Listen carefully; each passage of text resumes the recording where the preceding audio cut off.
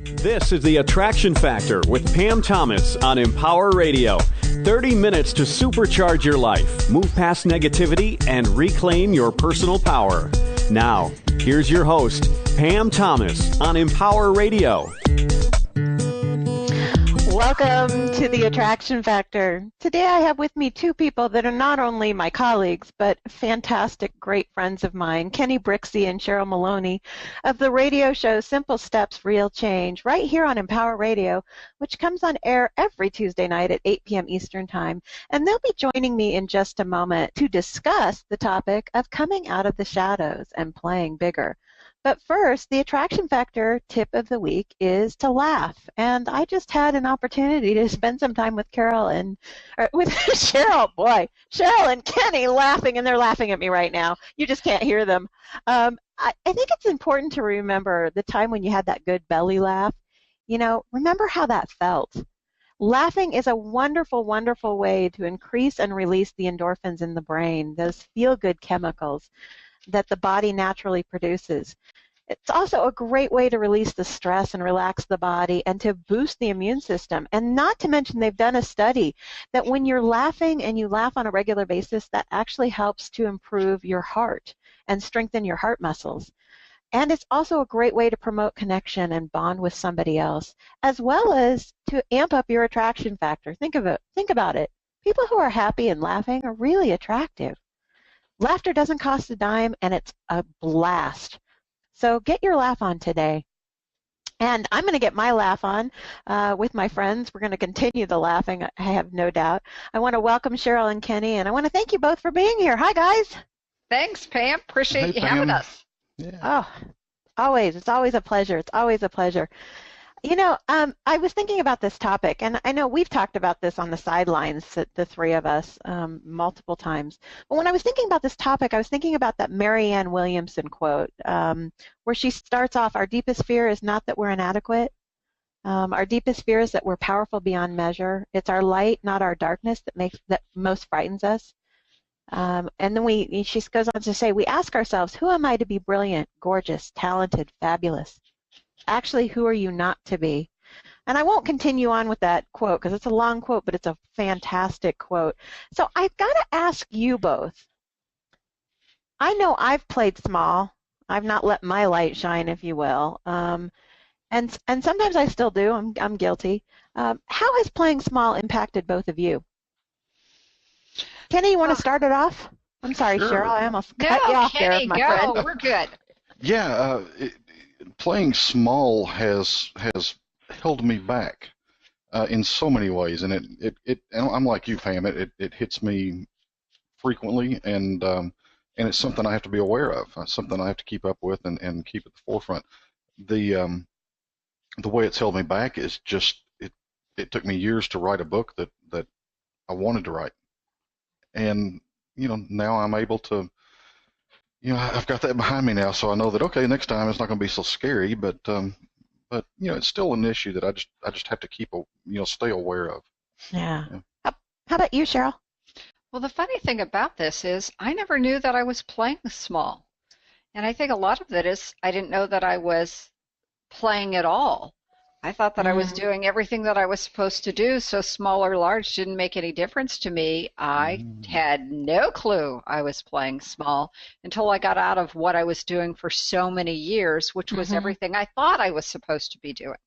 Yeah. And I think that happens to all of us. You just live your life and you don't pay any attention to small or large, and then one day you wake up and go, there is more than this. Yeah. Mm-hmm. Yeah. Yeah. There's life beyond that corporate job, or the things that we've become so familiar with, or the things that have become such habit. So I think you make a great point that sometimes you don't even know that you're playing small.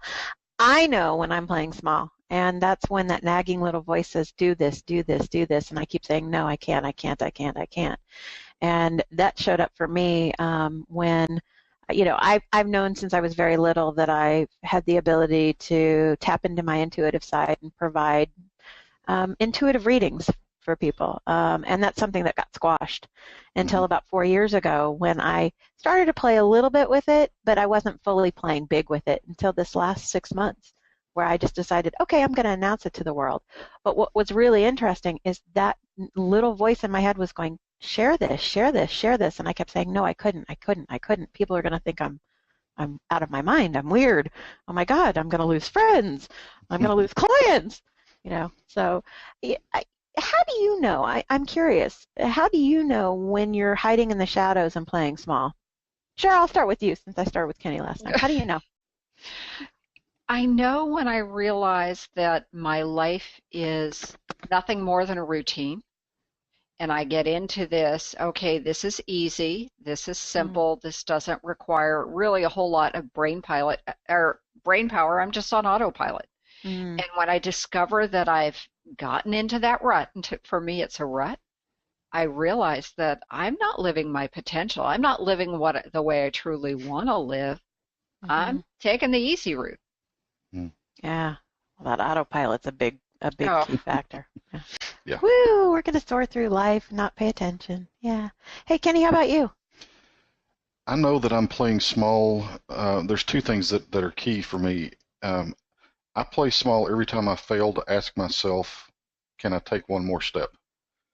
Even if I'm doing exactly what I love doing, if I do not ask myself that question, I am limiting. I'm limiting me. I'm playing small. And the other is if laughter and fun are not part of it, I know that I'm not growing as far and reaching as far as I could. Laughter increases that learning space and moves the fear level way out for everybody. Yeah. Proven fact. So if you can find a way to have fun when you hit that thing, anytime fear starts getting a little closer, have fun. Find a way to enjoy what you're doing, and it'll move it out. You can grow farther. Oh, absolutely. So that's a huge part of it. If I'm not having fun and laughing about it, I'm cheating myself. See, I think that's a great point, because we tend to take everything that we're doing so seriously, and we fall into what almost is a routine, and you have to dot the I's, cross the T's. Everything is so serious, and when you get into that space and you don't have the laughter and you don't have the fun doing what you're doing, you're really closing yourself into a box that doesn't exist. Oh, yeah, and we were talking about it earlier, laughing at ourselves. That's part of playing bigger, being able to not take yourselves, as you just said, not take yourself so seriously, being able to laugh at yourself, particularly during the times when, okay, you may be stepping outside your box and you may have fallen down a little bit. I laugh at myself regularly, particularly on this show, because it never fails. We talked about this before the show. It never fails. I always trip over a word, but okay, that's fine. That's part of the show, and that's part of me having fun and enjoying what I do. Yeah, Kenny, you had mentioned, you played small when that book had been sitting inside of you for quite a few years. What's been the benefit from your perspective of playing a bigger game and getting that book out there? It validated my knowing that I could do it.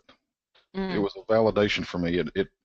It moved my comfort zone line further out.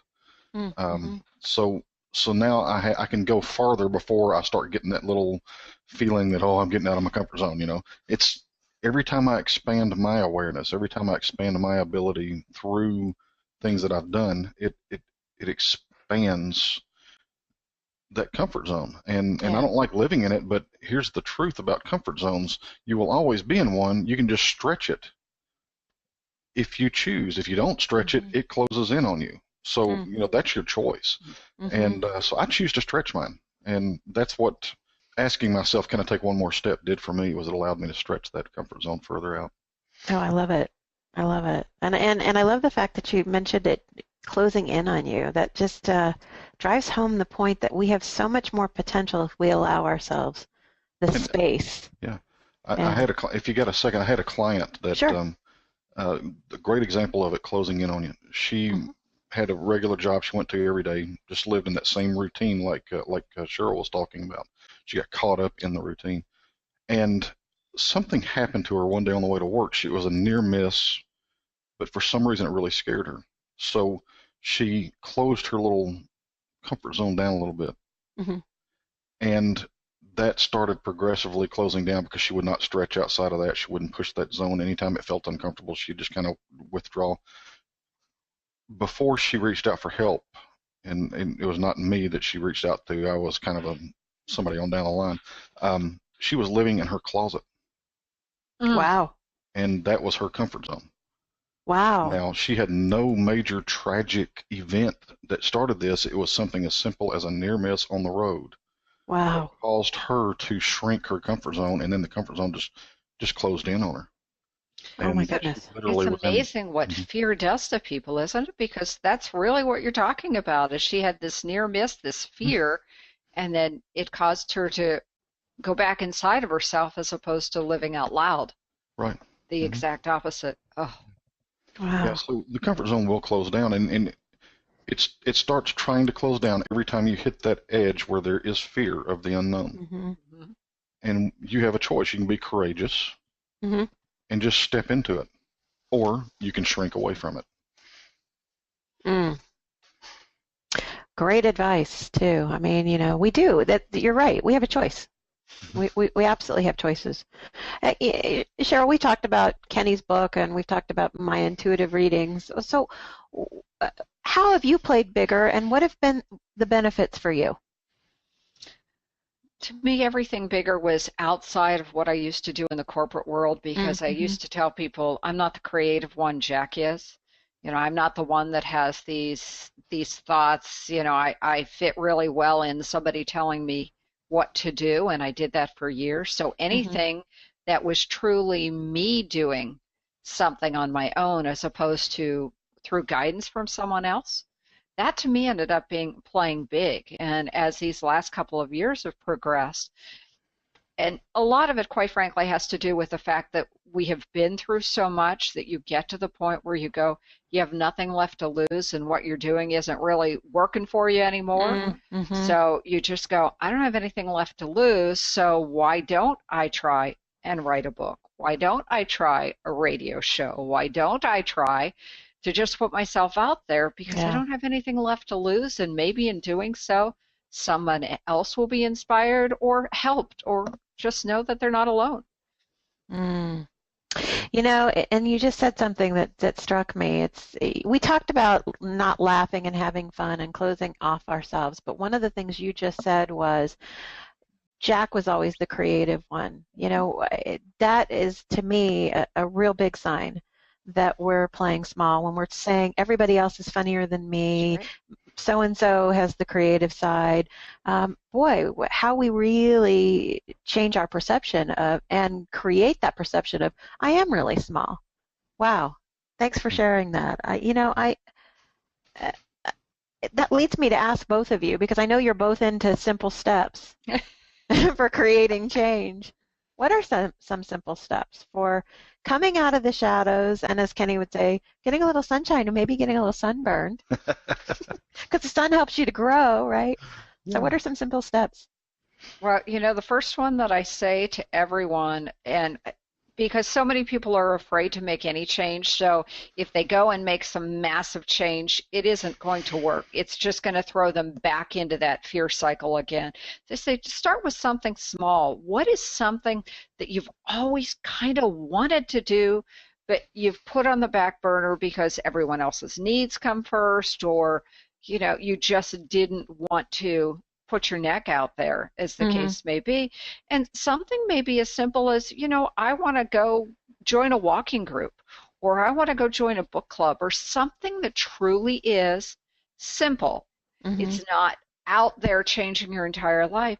Do that. Take that one little step, that one simple step out with something that's very easy, because that helps you gain confidence.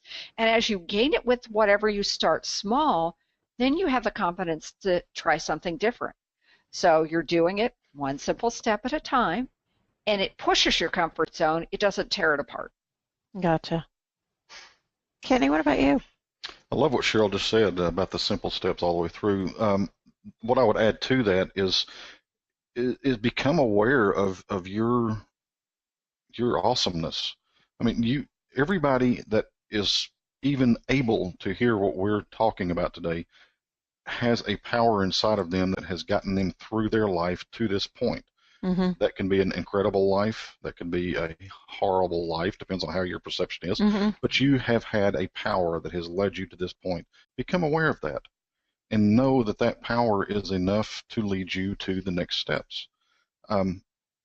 Also be aware that coming out of the shadow is not necessarily about the accomplishments that you have in the outside world. It's about the fact that you made the steps to do something about it. That's what coming out of the dark is all about. And if you love music, go listen to Gloria Estefan, Coming Out of the Dark. Mm-hmm. Beautiful song about this very thing. And have fun doing it. There's no reason to get serious about it. Have fun with it. Yeah. Oh, absolutely. I know that there are people in my world, and I'm sure there are people in your world who like to be in the shadows. Mm-hmm. And are really, it comes back to that fear that you both were talking about earlier. That's what's comfortable for them. How do you challenge them, though? I know, Cheryl, you mentioned some simple steps of pushing a little bit through your comfort zone, but how do you really challenge somebody to see that being in the shadows isn't really serving them? Well, I guess the question is, to me, what do they get from being in the shadows? Mm-hmm. You know, it obviously gives them some comfort, or it gives them some sense of satisfaction. And I think there's a distinguishment here, because I think I keep hearing the song, "You're the wind beneath my wings." There are people that truly live out loud by being help for other people. Mm-hmm. And I look at that even with simple steps. You know, I have stepped out of my comfort zone, and to me it's all about helping others achieve their dreams, and I figure mine will go with it. So being in the shadows is okay if it's fulfilling for you. If it's not, then that's when I see that it's time to push out. And pushing out is just saying, how is this serving you? Is it giving you the satisfaction that you need in life? And if you're not satisfied, then it's time to make a new decision. Mm-hmm. Mm-hmm. Mm-hmm. That's so true, and it's all about living your purpose. If you're living your purpose, and that purpose happens to be a support role for other people, no problem. Go for it. But take a step. How can you be the best support you can possibly be? How can you grow your experience of that? So I love what Cheryl's saying. It's all about living your purpose, and that may be to live it quietly in the shadows in a support role, but don't let the shadow cover you up. Okay. Yeah, that's a great point, because I hear people often say to me, how do I know what my passion is? And that opens up a whole other can of worms. You're telling me that if I live my passion, I'm going to live out loud or live outside of the shadows. Well, the question is, what do you truly love? Because Jack teases me about this all the time. And we've been married almost 34 years. I always liked helping people, but I never saw that as being my passion. I just saw that was my normal nature. And when you come to realize that things that you enjoy doing are actually your passion, and because we'll go and say, but wait a minute, I can't make money from that. And it's like, it's not always about making money to be your passion. So, and you can make money from anything you choose if you just find out, you just have to open yourself to it. Absolutely. Sure. Okay, I got to get my little horns and tail out and play devil's advocate, because I once. Let's go, bring it on. Here she comes. Here she comes. Because I once heard, if you're living in the shadows and you're playing small, you really aren't truly living. What do you think about that? I totally agree with that. Why? Totally agree with that. Because you are limiting yourself. And anytime you limit yourself, you are in that closing in comfort zone. Mm-hmm. It's like the quote you said at the beginning, we are made to shine. We are, and that shining can come in any form. I cannot define it for anybody else. I can only define it for myself. But the key is live your passion, live your light, and ask yourself over and over and over again, can I take another step? Okay, Pam, ask the question again. You're expecting me to remember that. I put my horns away, darn it. Jeez. Okay, let me put them back on again. I once heard that if you are living in the shadows and you're playing small, you're not truly living. What do you think about that? And my response to that would be something that I probably couldn't use the right words on the air, but I don't agree. I absolutely do not agree, because I think we each have the roles that we came here. We came here for a purpose, whatever that might be, and some of those roles or those purposes may be something that causes us to be in the box, so to speak. And we can only make, Kenny made the great point, we each have to make that decision for ourselves, but I don't think that it's my job or anybody else's job to judge that person who chooses to stay in the role. Encourage them. Are you, as Kenny says, living your passion? And if being in the shadows is living your passion, I think that's absolutely fine. Yeah, I think that Cheryl and I are probably saying the exact same thing. I don't see staying behind the scenes in a support role as living in a shadow. Right, I don't either. I think that if you're living, if your role is behind the scenes and you're living it to the fullest you that you can be, I think that is shining brightly, even though it's kind of a support role. So I think Cheryl and I are saying the same things with that. Yep. Well, sorry, I was going to say the interesting thing about this is none of us get to judge each other. And when we find that our people are actually judging us because of the roles that we've chosen to play, that's a reflection on them, not on us and our role. And I think there's a definite distinction between playing that supportive role behind the scenes versus not playing full out, versus not living up to your potential, versus not taking those chances, those risks to really play a bigger game in life. Shrinking, making ourselves smaller because, as Marianne Williamson's quote says, because we don't want to make someone else feel inadequate. Right. So playing that smaller role so that people don't feel inadequate around us. I think there's a definite difference. Playing that support role, that's definitely, I don't consider that playing in the shadows at all. Right. That may be behind the scenes, but I really consider, as you said, Kenny, I consider that, utilizing and being in the light with somebody else, but not having to be in the spotlight. I think there's a difference between that. Big difference. Everyone gets to make that decision for themselves, and can sit here and look at people who we don't think have achieved their potential, but maybe for them they have, and they're loving it. And I think that's the great place for anyone to be, regardless of what the role is. The role doesn't matter as much as the feeling for the person. Yep. So if you had to define playing bigger and coming out of the shadows by using one word to describe it, what's one word you'd use? Joy. I like that word, joy. Just pure joy. I do too. My word is stretch. Stretch. Gives me images of, I don't know if you guys remember Stretch Armstrong. Yes. Yeah. You want to stretch, but not until this gooey stuff comes out. Absolutely. Love it. Well, I know we only have about 2 more minutes, so I just want to thank you both so very much for playing with me today around this topic of coming out of the shadows. As always, it is such a delight for me to be able to collaborate with both of you. So thank you both. Thank you. I always appreciate being here with you. Oh, yeah. Thank you. Always have so much fun. Always. And I want to encourage you all, tune in tonight to Kenny and Cheryl's show, Simple Steps, Real Change. You have Regina Cates on again, We right? do have Regina Cates, and where our subject is Simply Be You. Great subject. That's 8 p.m. Eastern time, so do check them out. I want to thank everybody for joining us again today, and I want to, as always, thank Nate for being our wingman and helping bring us to the air, as well as Brent Carey, the visionary behind Empower Radio, who has helped to make this all happen and make it all come to fruition. So we're very grateful to him and to everyone here at Empower Radio. Thank you all. Keep amping up your attraction factor.